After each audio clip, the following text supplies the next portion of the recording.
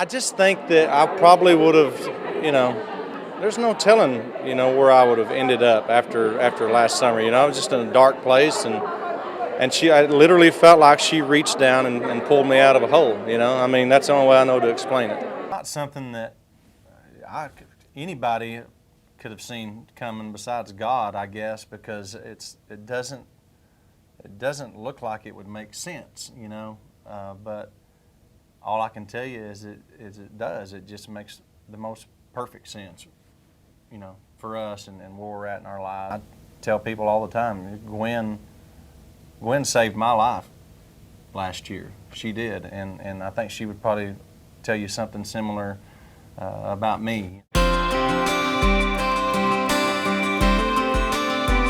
We played I played in Grand Junction, Colorado, Saturday, which was my birthday, and I'm doing my normal, what I thought was rocking, standing up there with my acoustic guitar in front of the mic stand and singing my songs. Yeah. And so I thought, how cool, Gwen's here. I had my band work up one of her songs, Hella Good.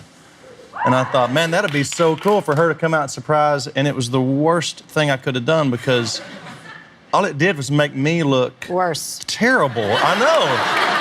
Because literally, the entire 40,000 people are jumping up and down. That's probably what it's like at real concerts. But I was like, what's going on? People were so excited to see her, And next thing you know, this person that I kind of knew I worked with, on the show. I didn't really know her that well, Gwen, the first time around.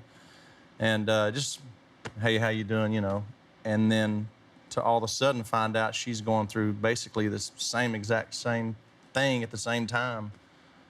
And this, how my life turned around, and so quickly too, by the way. It's like, whoa, all this has to be meant to happen. I feel like you're happier than you've ever been in your entire life? There's no question about that. For how you feel about Blake Shelton?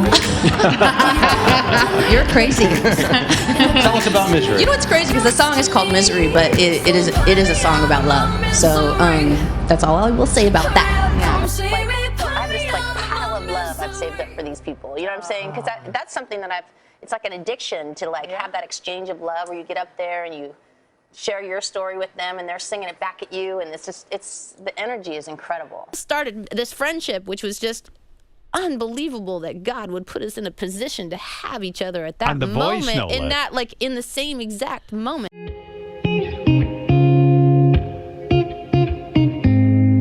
can't believe it. I think that she must have some vision problems. Yes, that's safe to assume. But the difference is she genuinely had to outside of maybe a couple of songs that I've had that were, that she had heard, she really had to start learning from the beginning. Yeah. Because she's not in that world, you know. And I didn't think I knew much of her music until you go to one of her shows. And I remember, this has been a month ago, she flew into Oklahoma, and I was driving to pick her up at the airport, and I was flipping through XM radio, and I stopped on this song. I was like, oh, that voice sounds like Gwen. What in the hell is this? Why don't I know this? And it's a song called "It's My Life," which was a huge record for them.